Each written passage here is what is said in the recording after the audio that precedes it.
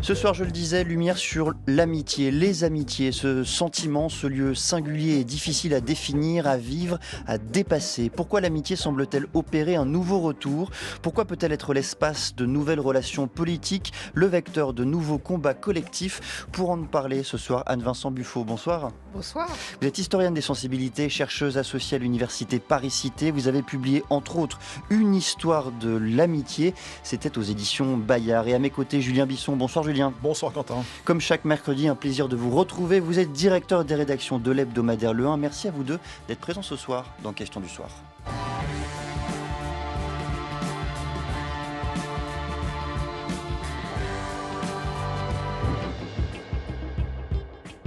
Alors Julien, une question toute simple. Quand tout va mal, au moins quand on regarde l'actualité, pourquoi décider de consacrer le numéro du 1 cette semaine à l'amitié? Eh bien parce que l'amitié est une relation essentielle dans nos vies. Nous avons tous et toutes des amis et pourtant il nous a semblé que c'était une relation qui était moins explorée que d'autres types de relations amoureuses, familiales ou professionnelles, alors même que l'amitié avait pris ces dernières années une place nouvelle après la pandémie, après les réseaux sociaux, après MeToo aussi. Donc qu'est-ce qui se joue dans nos amitiés? Qu'est-ce qui nous lie?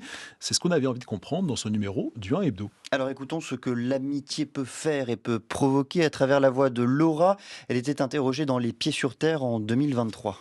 En première, j'ai eu une phase de dépression, en fait, très sévère où au début j'ai pas compris vraiment ce qui m'arrivait et j'avais besoin de mes amis sans pouvoir le manifester et j'ai senti en fait qu'elle s'éloignait de moi à un moment donné, mais j'arrivais pas à lui dire que j'avais mal et que ça me faisait de la peine. Et un matin, je reçois un message donc, de cette fille-là qui me dit écoute, 5 ans ou 6 ans d'amitié, c'était bien sympa, mais on va s'arrêter là en fait parce que je supporte pas la personne que tu es devenue, trop égocentrique, trop artiste, torturée. Enfin, elle m'a sorti des choses qui étaient assez fortes. Et je me souviens, j'ai reçu ça un matin et j'étais dans mon lit et je me suis levée pour aller me faire un thé, enfin commencer ma journée et je me suis écroulée au sol en fait. Cela peut être dur, Anne-Vincent Buffo, l'amitié. Cela peut être tout aussi dur, tout aussi complexe à vivre que l'amour, sa grande rivale. On raconte très facilement ses chagrins d'amour et beaucoup plus difficilement ses chagrins d'amitié. On peut se demander pourquoi. On peut se tromper en amour, en fait, parce que l'amour aveugle, alors que l'amitié, justement, a priori, ne devrait pas être aveugle, elle devrait être clairvoyante. Julien Bisson. Oui, est-ce que justement, en écoutant l'exemple de Laura, est-ce que l'amitié a une définition singulière? Est-ce qu'on peut définir cette relation autrement que une forme de négatif de la relation amoureuse? On peut la définir comme un lien affinitaire qui est sans contrat. Mais après, comme historienne, j'aurais tendance à vous dire que la définition a évolué, en fait, a changé, pas évolué, mais a changé selon la place qu'elle avait dans la société. Donc, on verra peut-être au cours de l'émission, effectivement, comment on peut définir l'amitié des Grecs, qui n'est pas l'amitié, effectivement, d'un seigneur du Moyen-Âge avec son vassal, qui peut être asymétrique, par exemple, alors que pour nous, l'amitié, c'est l'égalité, la réciprocité. Pas forcément aussi l'intérêt ou l'échange, mais une amitié désintéressée. Enfin bref, il y a eu effectivement des mouvements qui font que on ne peut pas donner une définition immuable de l'amitié. J'ai lu l'hebdomadaire Le 1 cette semaine, comme chaque semaine, donc je vous ai lu et vous dites l'amitié, longtemps perçue comme une relation privée et secondaire, connaît aujourd'hui un regain d'intérêt dans le champ social et politique. Ce regain d'intérêt, comment est-ce qu'on l'explique ? On l'explique parce que à un moment, l'amour a gagné et là, l'amour est en train de perdre des points. C'est un sociologue allemand qui s'appelle Niklas Luhmann qui disait qu'au XVIIIe siècle, justement, amour et amitié étaient à peu près un plan d'égalité. Et d'ailleurs, Diderot dit l'amour et l'amitié, les deux idoles de mon cœur. Et donc, il y a eu effectivement une espèce de moment d'effervescence autant amoureux qu'amical. Et effectivement, c'est l'amour qui a gagné, l'amour romantique, la ferveur, etc. Et puis l'amour conjugal, et puis le mariage et l'institution conjugale, dans lequel maintenant, peut-être qu'on se sent un peu bridé. Mais donc c'est la règle des vases communicants dans l'histoire, lorsque l'amitié monte, l'amour diminue et inversement, c'est toujours ce rapport-là entre les deux ? Non, je pense qu'on ne peut pas parler de vases communicants, mais c'est vrai qu'il y a un historien qui était assez amusant et qui disait qu'au Moyen-Âge, on avait inventé l'amour hétérosexuel, par exemple. Julien Bisson. Mais est-ce que ça veut dire encore une fois qu'il faut toujours opposer l'amour et l'amitié, et l'amour et son pendant qui est la sexualité?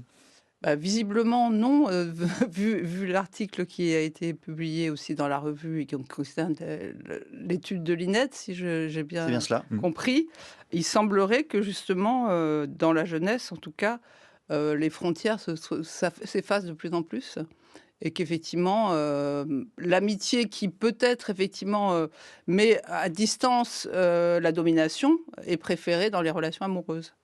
Alors faisons avec vous, Anne-Vincent Buffo, cette histoire de l'amitié dans le temps qui nous est impartie naturellement. Et entamons à l'Antiquité à travers une lecture de l'éthique à Nicomaque d'Aristote, évidemment, un extrait lu par Juliette Moëllic. L'amitié est en effet une certaine vertu ou ne va pas sans vertu. De plus, elle est ce qu'il y a de plus nécessaire pour vivre. L'amitié est un secours aux jeunes gens pour les préserver de l'erreur, aux vieillards pour leur assurer des soins et suppléer à leur manque d'activité due à la faiblesse, à ceux enfin qui sont dans la fleur de l'âge pour les inciter aux nobles actions. Quand deux vont de compagnie, on est alors plus capable à la fois de penser et d'agir. De plus, l'affection est, semble-t-il, un sentiment naturel du père pour sa progéniture et de celle-ci pour le père, non seulement chez l'homme, mais encore chez les animaux et la plupart des animaux. Encore chez les oiseaux et la plupart des animaux. Les individus de même race ressentent aussi une amitié mutuelle, principalement dans l'espèce humaine, et c'est pourquoi nous louons les hommes qui sont bons pour les autres. L'amitié semble aussi constituer le lien des cités, et les législateurs paraissent y attacher un plus grand prix qu'à la justice même. En effet, la concorde, qui paraît être un sentiment voisin de l'amitié, est ce que recherchent avant tout les législateurs. Et quand les hommes sont amis, il n'y a plus besoin de justice, tandis que s'ils se contentent d'être justes, ils ont en outre besoin d'amitié, et la plus haute expression de la justice est, dans l'opinion générale, de la nature de l'amitié.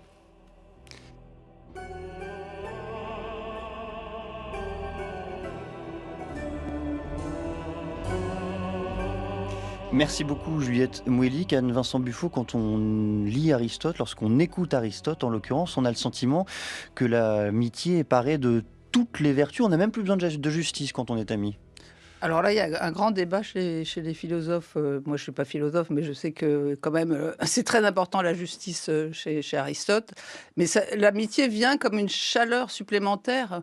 La justice serait un peu froide, quoi. Et l'amitié crée un lien. Mais c'est une amitié de proximité. Ça veut dire qu'on passe du temps ensemble, même si effectivement, pour Aristote, la gradation, c'est les amitiés les plus vertueuses. C'est aussi partager un boisseau de sel, ce qui veut dire que effectivement, on passe beaucoup de temps ensemble, on discute beaucoup, etc. Alors c'est quoi l'amitié dans l'Antiquité ? C'est difficile à définir parce qu'effectivement, ça fait partie de la citoyenneté. Pour faire un anachronisme contrôlé, je me référais à ce que disait Jean-Pierre Vernant, qui était un spécialiste de la Grèce ancienne et qui a été à la fois résistant. Et il dit « J'ai compris l'amitié de l'Antiquité quand j'ai vécu la résistance ». Parce que j'étais avec des gens, je n'étais pas forcément d'accord avec eux, j'étais avec des catholiques alors que moi j'étais plutôt communiste, etc. Mais effectivement, on pouvait s'engueuler, on pouvait ne pas être d'accord, mais en fait, on était prêts à combattre ensemble et à risquer la mort. Julien Bisson. Alors l'amitié est la valeur cardinale, la relation cardinale dans l'Antiquité. Est-ce que ça se poursuit au Moyen-Âge? Est-ce qu'elle change de nature?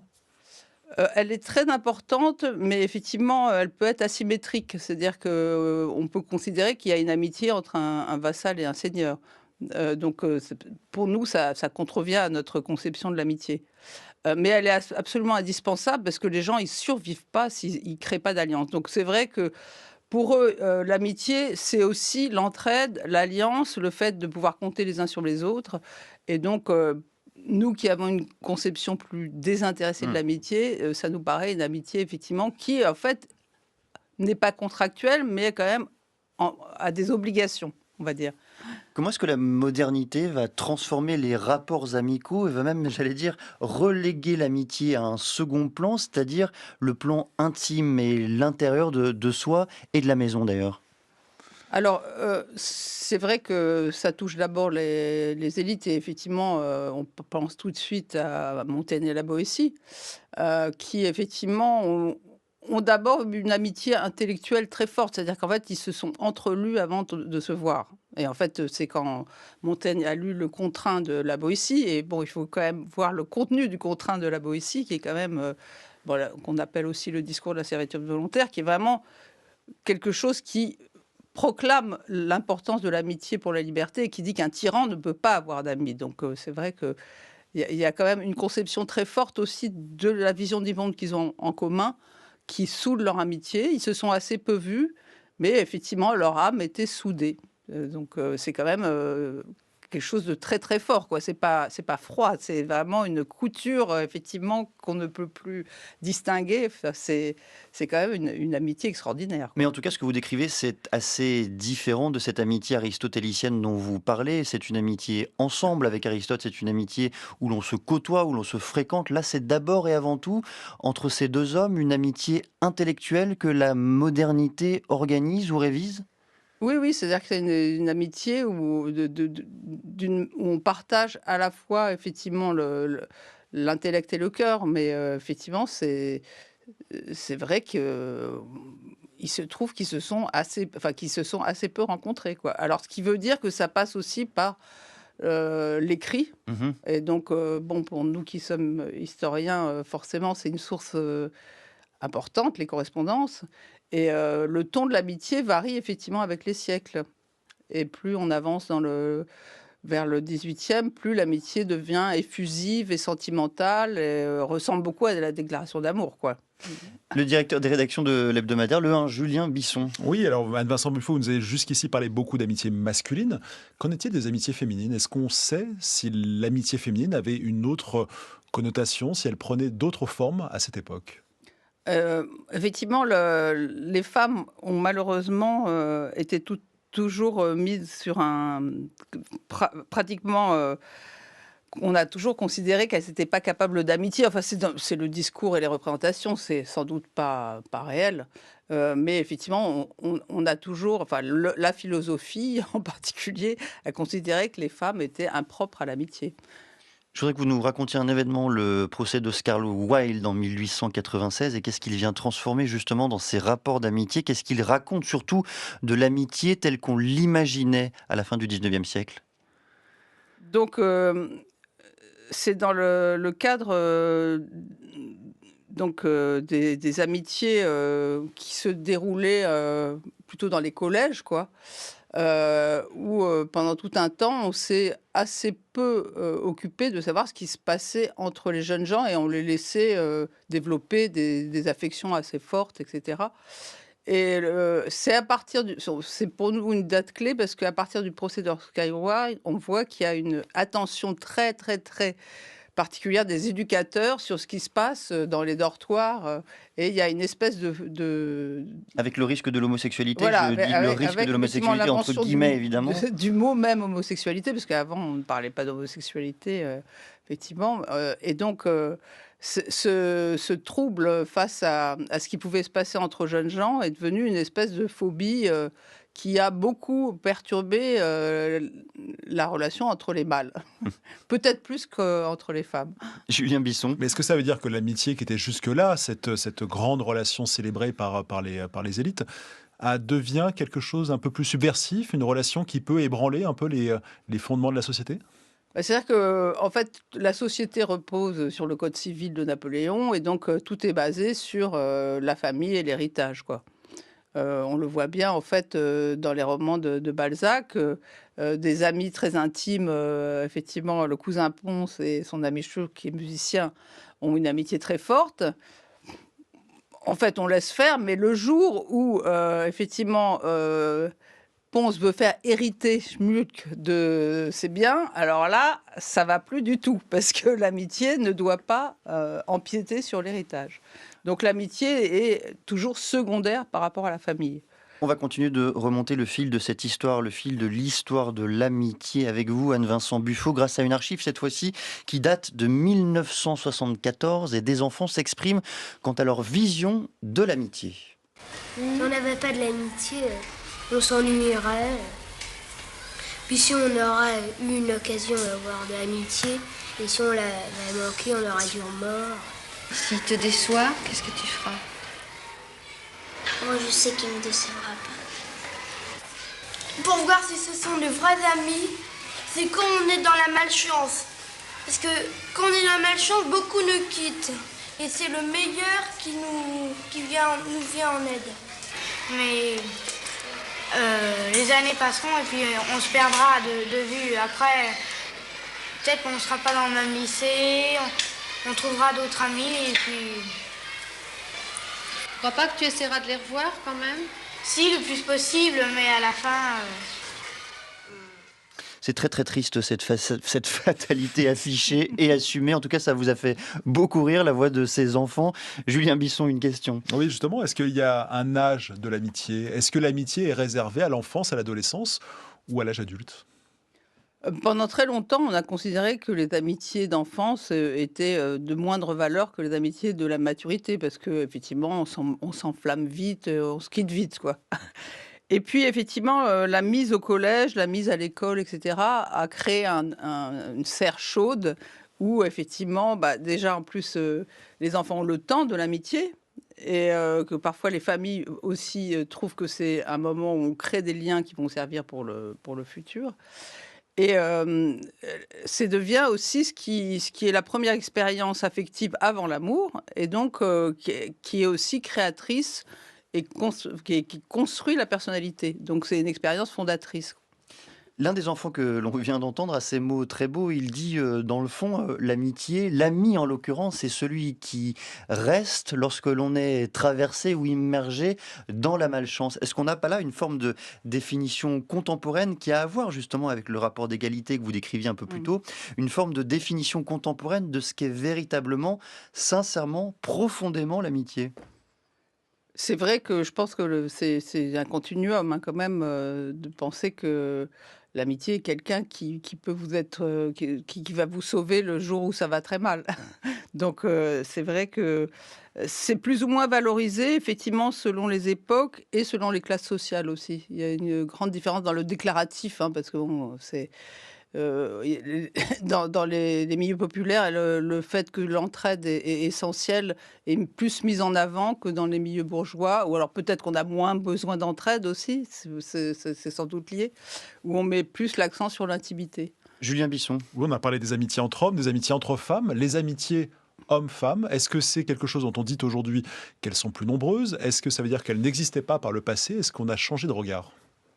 Les femmes ont gagné, en tout cas de façon littéraire, l'accès à l'amitié par l'amitié mixte. C'est-à-dire que c'est au XVIIIe siècle dans les salons où effectivement, Madame du Châtelet discute avec Voltaire, voilà.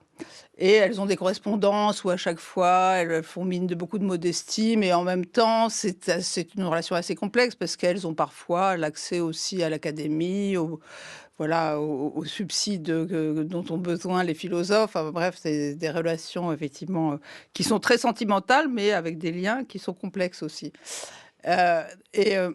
Il semblerait qu'effectivement, ça leur permet d'accéder à cette fameuse amitié. Ce qui n'empêche pas que quand même certaines femmes au XVIIIe siècle se distinguent et mettent l'amitié masculine en avant de plus en plus, autant effectivement dans leur vie que dans le roman épistolaire, où souvent l'amie est toujours la confidente, etc. En particulier Madame Riccoboni, qui a écrit beaucoup de romans, et qui vivait aussi, quand elle est devenue veuve, qui vivait avec une amie, qui avait une très bonne amie, etc. Donc on voit peu à peu certaines figures d'amitié masculine et féminine se développer. Et en particulier au XIXe siècle, avec tout les saint-simoniennes, il y a une très forte amitié entre les femmes, qui leur permet de se dégager aussi des relations de couple. Donc il y a des mouvements minoritaires qui donnent une grande place à l'amitié, qui fait écho un peu à ce qu'on vit actuellement. J'aimerais justement qu'on aille encore plus loin dans cette imbrication entre ces deux notions, amitié et politique, à travers la voix de Geoffroy de la Gannerie. Il s'exprimait sur France Inter le 6 mars 2023. Il parle de l'amitié comme une affaire strictement politique. L'amitié, c'est l'espèce d'aspiration à une vie au dehors, justement, à une vie qui n'a pas de centre, à une vie qui est centrée sur la rencontre, donc la démultiplication des liens, donc la transitivité des liens, donc la complexification de nos identités. Et là, un ami, par définition, c'est quelqu'un qui nous présente d'autres amis. On est toujours l'ami des amis de son ami, et donc l'amitié est une forme ouverte, c'est une forme généreuse, c'est une forme d'accueil, et qui, à mon avis, est susceptible de produire des dispositions mentales beaucoup plus libertaires que la famille. Et je dirais même qu'en un sens, la politique devrait se donner pour projet de développer le plus d'amitié possible. Pour moi, la politique accomplit son œuvre dans le progrès de l'amitié, et j'essaye d'imaginer que ce serait une société dans laquelle il n'y aurait pas un ministère de la famille comme il y a aujourd'hui, mais un ministère de l'amitié. Pourquoi il n'y aurait pas des allocations amicales plutôt que des allocations familiales? Pourquoi dans la fonction publique, on peut faire des rapprochements de conjoints, on peut faire des rapprochements d'amis? Il existe, Anne-Vincent Buffo, une histoire de cette relation entre amitié et politique. Quelle est-elle, brièvement?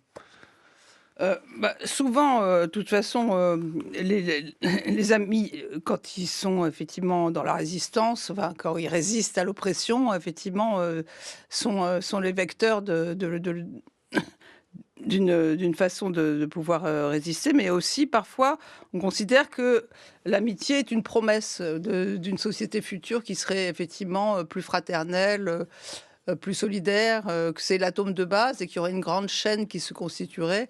On voit beaucoup ça effectivement dans le socialisme utopique. Parfois, c'est un peu comme Geoffroy de la Gannerie, Saint-Just, qui souhaiterait effectivement qu'il y ait vraiment une institution de l'amitié. C'est-à-dire que donc ces institutions républicaines n'ont pas été publiées de son vivant, mais c'était un peu son rêve politique. Et il fallait effectivement que dans le temple, enfin dans le temple, c'était un temple laïque hein, où se retrouvait le peuple. On peut imaginer une démocratie effectivement locale et participative, comme dans une communauté. Effectivement, il aurait fallu déclarer ses amis. Et si on se brouillait avec ses amis, s'expliquer devant le peuple sur la raison pour laquelle on se brouillait. On pouvait imaginer aussi que les amis s'occupaient des enfants comme des parrains et des marraines, mais dans un sens civique. Et effectivement, il a voulu quasiment donner un sens juridique à l'amitié, bon, qui n'a pas eu lieu, mais ça prouve quand même qu'il y a un imaginaire comme ça d'instituer l'amitié comme un lien civique fort, quoi. Étrange, même l'idée que celle de déclarer ses amis. Julien Bisson. Oui, alors sans s'unir devant le temple laïque, est-ce qu'il serait possible aujourd'hui d'imaginer dans la sphère publique d'intégrer l'amitié à nos déclarations? Je pense à des questions très concrètes comme l'hôpital, les impôts, la banque. Si aujourd'hui on veut pouvoir acheter une maison avec un ami, si on veut pouvoir aller voir un ami à l'hôpital, on est beaucoup moins reconnu que si c'est de la famille. Est-ce qu'il est possible, est-ce qu'il est souhaitable que cette reconnaissance se fasse? Alors, c'est vrai que c'est un peu une contradiction dans les termes, en fait. Parce qu'on peut effectivement avoir envie que la loi change pour qu'on puisse contracter davantage avec des amis. Pourquoi pas? D'ailleurs, on peut contracter aussi avec des associés, etc. Mais en même temps, l'amitié, c'est la relation qui doit être libre et fluide. Et donc... jusqu'à quel point on voudrait aller jusqu'à Saint-Just ou jusqu'à quel point on veut garder cette fluidité, c'est un équilibre à trouver et c'est justement le lieu d'une invention.